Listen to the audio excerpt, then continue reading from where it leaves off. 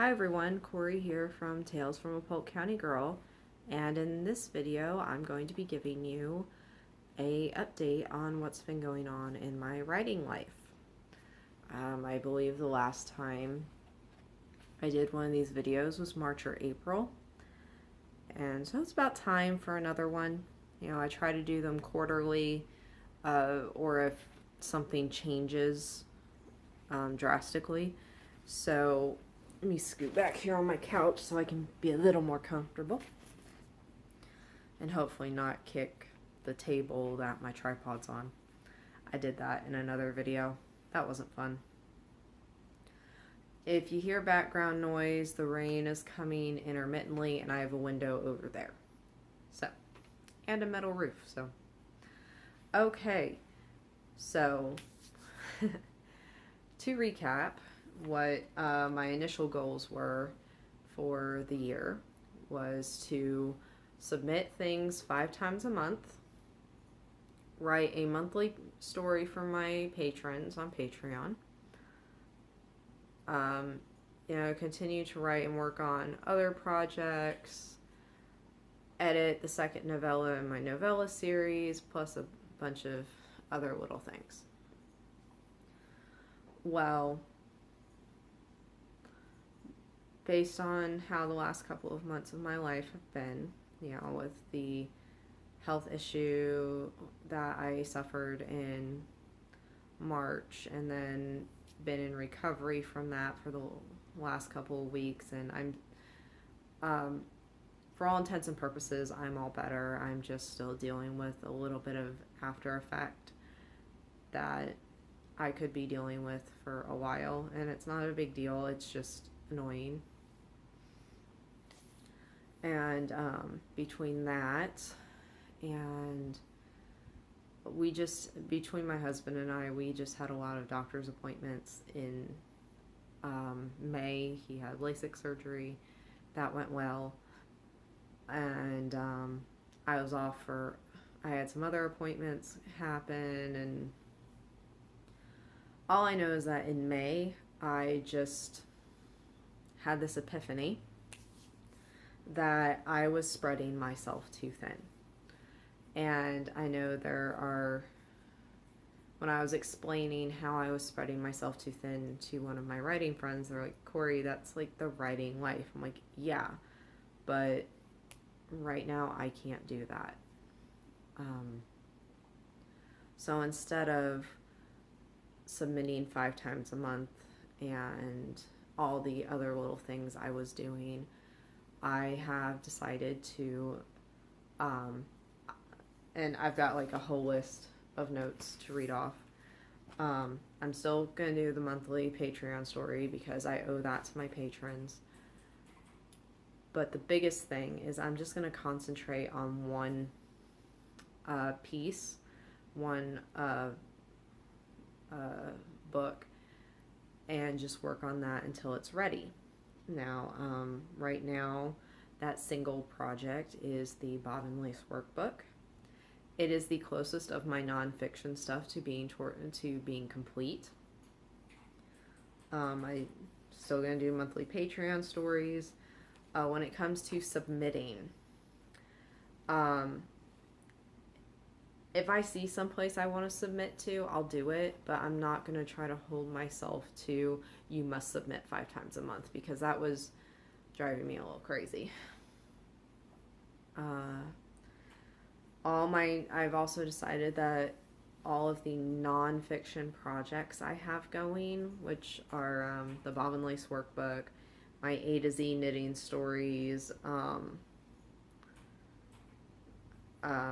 my 365-day menu plan idea, all of that stuff will, I'm going to self-publish all of that through KDP and probably, what's the other one?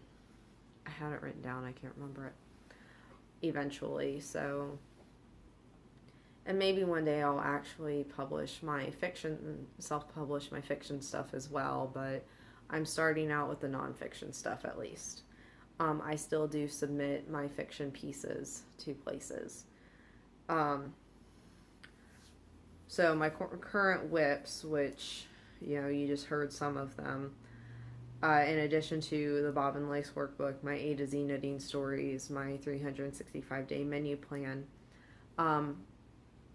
This is writing related in a sense, because I wrote a knitting pattern and it is out to testers at the moment. And well, one tester has completed it and sent me notes, and the other tester is still working on it. And once that's done, I'm going to publish it on Ravelry and sell it. So wish me luck there. I want to finish some of my short stories. The baking competition short story, I still have not finished that, and I want to get that finished. I started a little short story based off a prompt from my writing group, and I want to finish it. And I don't know why I put this in the whips section, because all I've done is like rough out an outline. But I called it Confessions of a Part-Time Urban Homesteader. Oh yeah, now I remember. That was going to be like the combination of my my kitchen adventures file and then my homesteading adventures file, and like kind of mesh them together as what it was like to try to be a homesteader and doing it part-time and like doing that as a book. So that's what I'm going to be working on. On deck, I still need to do the initial edits for Knitting on the Bayou, because I do have a sensitivity reader lined up, and I'd like to get that in her hands sooner rather than later. I have I don't know if it'll be a novel or just a novella. I like the novella length. I really do. I have it called The Depression Era Timeframe Story, and it's based on an idea I had, and I've got notes written down for it and a general summary of what I want the plot to be, and that's about it. Army Buddies Reunion Story. Again, this was another idea that just came to me at one point, and I wrote stuff down, and I'll flesh it out. And then the next thing that I want to write, but I know it's going to be really hard for me to write, it is a grandmother and granddaughter story, and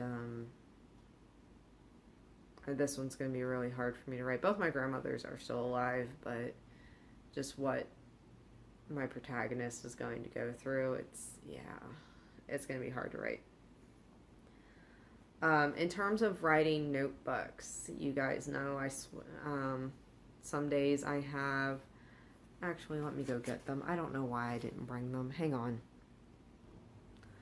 Okay, so if you guys recall, my nice lime green flex binder that's nice and thick, I was using this as a writing notebook. Mainly for, this has all my stuff in it from NaNoWriMo. So this was really my NaNoWriMo book. And I think I'm going to leave it as my NaNoWriMo book, considering I still have 2 books in that novella left to write, or in that series left to write. So this is going to be my NaNoWriMo, my Traveling Knitter series binder, because everything's in here. All the outlines, all of it. But I don't want to carry that around because I'm not working on that stuff right now. But it does have other stories and pieces in there that I want to finish. And so that got me thinking, what am I going to do once my current writing notebook, which, I have a writing binder. This is the NaNoWriMo binder.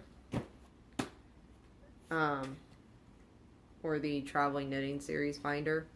This is the writing notebook. This is just an old spiral that I had, and it's just, wide ruled paper. I've used almost all of the paper in this thing.